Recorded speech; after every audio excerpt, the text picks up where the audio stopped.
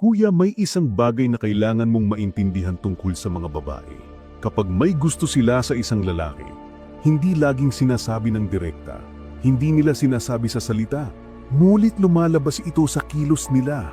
Hindi ito nakikita agad ng lahat, pero ramdam ito ng lalaking marunong magmasid. At kung minsan, ikaw mismo ay nagtataka kung ini-imagine mo lang ba ang mga kilos niya o may ibig sabihin talaga ang mga iyon. Kaya ngayon, pag-uusapan natin ang mga gestures na hindi niya sinasadya, ngunit malinaw na nagpapakita ng lihim na pagtingin niya sa iyo. Isipin mo muna ito, kuya. May mga babaeng hindi mo naman masyadong ka-close, pero kapag nasa paligid ka, may kakaiba sa kilos nila. Parang nagiging mas aware sila sa ginagawa mo, sa boses mo, sa presensya mo. Hindi sila umaamin dahil ayaw nilang mahalata. Ngunit ang katawan nila hindi marunong magsinungaling. Makikita mo ito sa paraan ng pagtingin nila. Kunwari, hindi tumitingin. Pero kapag nagsalita ka, napapansin mong saglit silang tumatahimik. Kapag dumaan ka, may bigla ang pag-aayos sa sarili na parang instinct. Hindi nila pinag-iisipan pero ginagawa nila dahil ikaw ang dahilan. Kuya, ang unang sinyalis na lihim kang gusto ng babae ay ang pagiging sobra niyang aware sa presensya mo kahit hindi siya nakatingin ng direkta. Mapapansin mo na habang naglalakad ka, parang may bahagi ng mata niya ang sumusunod sa galaw mo. Kapag may sinagi kang biro o kwento, kahit hindi para sa kanya, parang nagiging tahimik siya saglit. At kapag bigla kang napalapit, nag-iiba ang breathing pattern niya. Hindi niya ito iniisip pero lumalabas dahil may nararamdaman siya.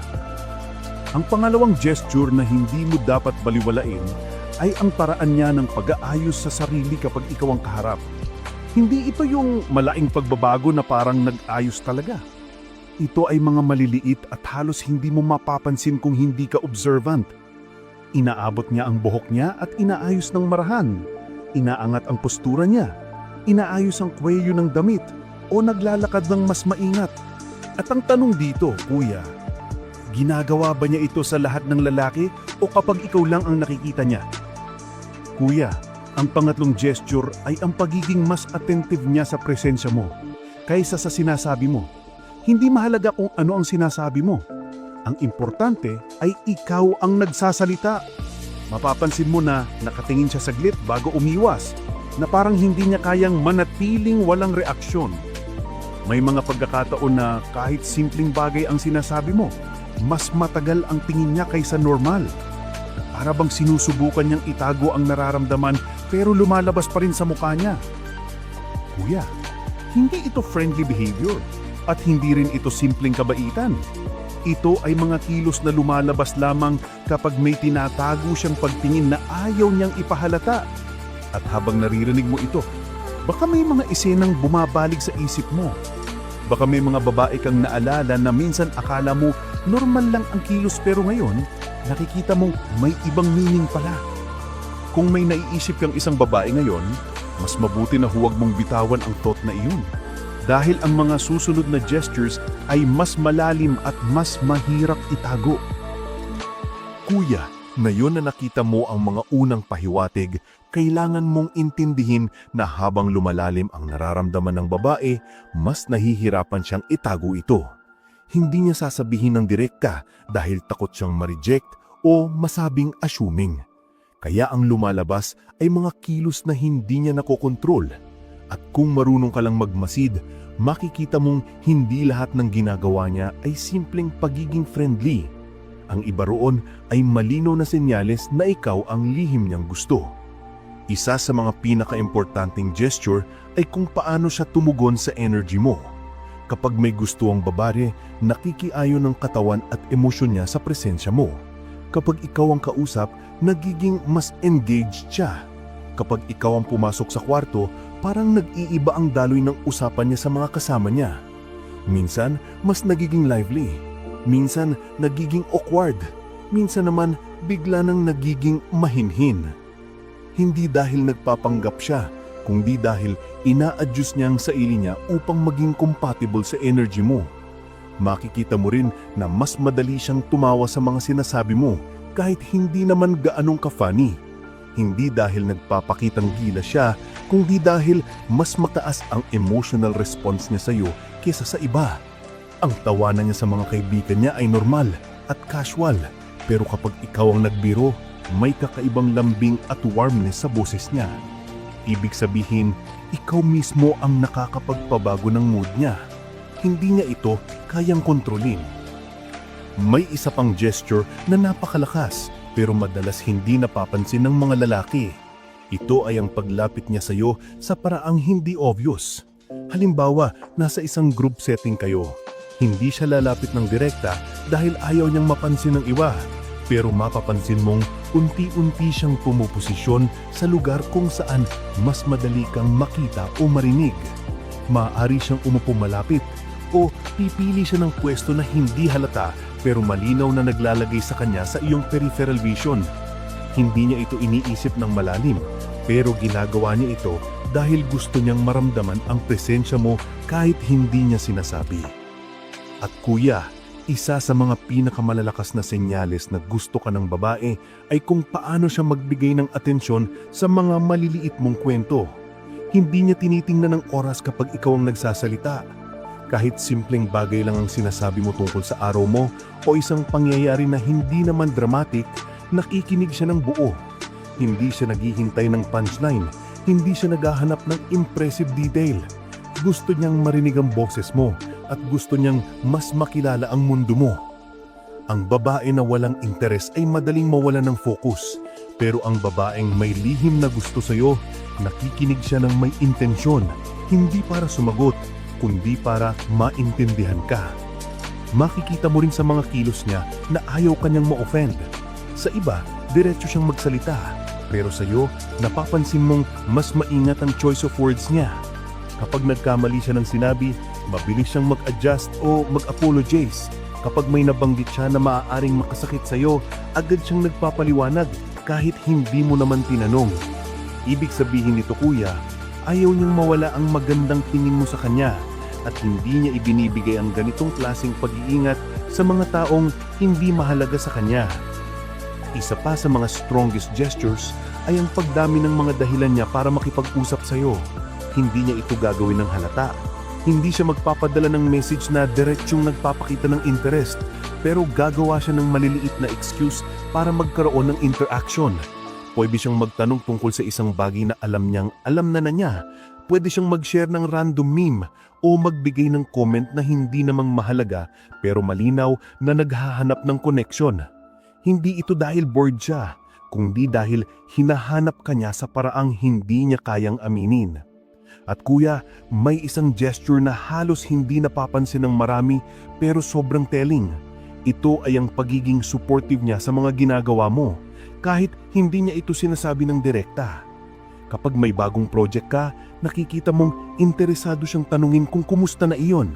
Kapag may challenge ka, nagiging tahimik siya at nakikinig ng may genuine concern.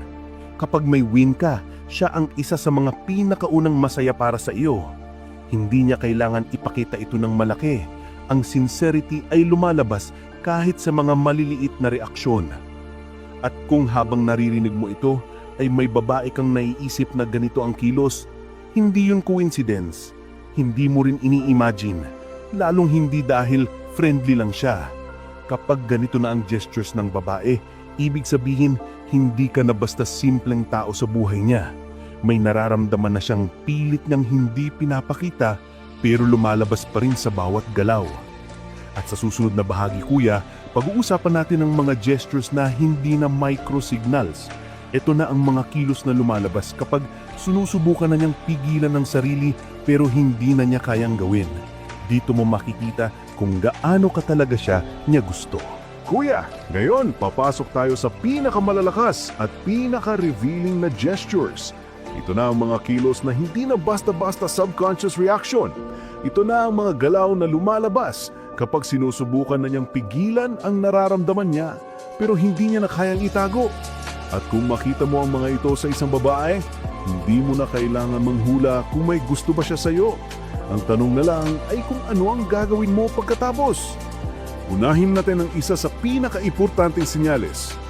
Kapag may gusto ang babae, Nagiging protective siya sa connection ninyong dalawa kahit hindi naman kayo. Mapapansin mo na ayaw niyang mawala ang vibe ninyo. Kapag nag-joke ka, natutuwa siya kapag natatawa ka rin. Kapag may kwento ka, gusto niyang siguruhin na iintindihan niya ito ng tama. Kapag may konting tension, mabilis niyang inaayos ang mood. Ginagawa niya ito hindi dahil takot siya, kundi dahil mahalaga ka sa kanya at ayaw niyang nasira ang magandang rapport na unti-unti ninyong nabubuo.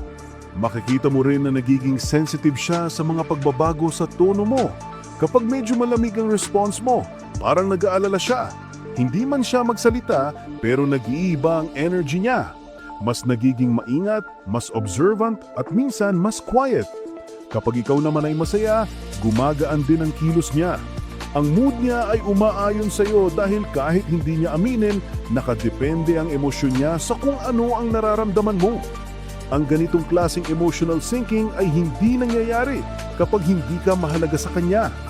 Isa pang matinding gesture ay ang pagiging consistent ng presence niya sa buhay mo kahit hindi mo hinihingi. Kapag may babae na walang pakialam, mabilis siyang mawala sa eksena. Pero kapag may gusto siya, kahit gaano siya ka-busy, kahit gaano kasimple ang conversation, palagi siyang nandyan. Nagpaparamdam siya sa tamang oras. Hindi siya clingy, pero hindi rin siyang nawawala. Para bang sinusubukan niyang ipakita sa iyo na kahit magkahiwalay kayo ng araw, gusto niyang maging parte ng routine mo. Hindi niya ito sasabihin, pero gusto niya na kapag inisip mo ang araw mo, kasama siya roon. Mapapansin mo rin ang subtle jealousy na ayaw niyang ipahalata. Hindi ito yung selos na dramatic or obvious. Ito ay mga maliliit na reaksyon na lumalabas kapag may ibang babaeng binanggit mo o kapag may lumalapit sa iyong iba. Minsan, nagiging tahimik siya bigla. Minsan, nagbabago ang tono niya. Minsan, para bang nagiging reserve siya. Hindi dahil wala siyang tiwala, kundi dahil natatakot siyang malaman mong pwede kang magustuhan ng iba. At kahit hindi niya sabihin, ramdam mo ang shift. At kuya, isa sa pinaka-dapat mong tingnan ay ang pagbigay niya ng emotional vulnerability sa iyo. Hindi niya ito ibibigay sa kahit sino. Pero kapag ikaw ang naging dahilan kung bakit siya nagiging open, bakit siya nagiging reflective, at bakit siya nagkukwento ng mga bagay na hindi niya sinasabi sa iba, siguradong may malalim na interes iyon. Ang babae na hindi sure sa nararamdaman ay guarded. Pero ang babaeng may lihim na gusto sa iyo ay nagiging totoo kahit ayaw niyang maging obvious. Ang isa pa sa pinaka-powerful na gesture ay kung paano kanya naaalala sa mga random na bagay. Hindi mo ito makikita agad, pero kapag may bigla siyang shinare na picture, quote, lugar, music, pagkain o kahit maliit na bagay at sinabi niyang naaalala ka niya, napakalaking sinyalis nito. Ibig sabihin, nasa isip ka sa mga sandaling hindi mo inaasahan. At ang tao na nasa isip natin kahit wala namang reason ay taong may epekto sa atin. At kung ikaw ang taong iyon sa kanya, napakalalim na ng koneksyon na nararamdaman niya. Darating tayo sa pinakahuling gesture at ito na ang pinakamahirap itago. Kapag may gusto ang babae at malalim na ito, magkakaroon siya ng mga sandaling hindi niya kayang maging normal sa harap mo. Minsan nagiging awkward siya kahit sanay siyang confident. Minsan para bang hindi niya alam kung saan titingin. Minsan para bang may gusto siyang itanong pero nailang. At minsan, kuya, bigla na lang siyang nagiging quiet habang ikaw ang kasama. Hindi dahil bored siya, kundi dahil overwhelmed siya sa presence mo. Hindi niya alam kung paano itatago ang nararamdaman niya, kaya ang lumalabas ay silence na puno ng tension. Kapag nakita mo ang mga gestures na ito sa isang babae, wala nang debate. Hindi aksidente ang mga kilos niya. Hindi ito friendly behavior. Hindi mo ini-imagine ang connection. May nararamdaman siya at sinusubukan niyang itago para hindi siya masaktan. At bilang lalaki na may disiplina at respeto sa sarili, ikaw ang dapat mag-decide kung paano mo hahawakan ang sitwasyong ito. Hindi ka dapat maging assuming, pero hindi mo rin dapat baliwalain ang mga senyales na malinaw na lumalabas. Ngayon kuya, nasa kamay mo ang susunod na hakbang. Ang tanong ay simple, gusto mo ba siyang kilalanin ng mas malalim o gusto mo bang manatili sa distansya? Huwag mong hayaang lumipas ang ganitong koneksyon na parang wala lang. Dahil ang babaeng may lihim na gusto sa'yo at nagpapakita ng ganitong klaseng gestures ay hindi madaling hanapin.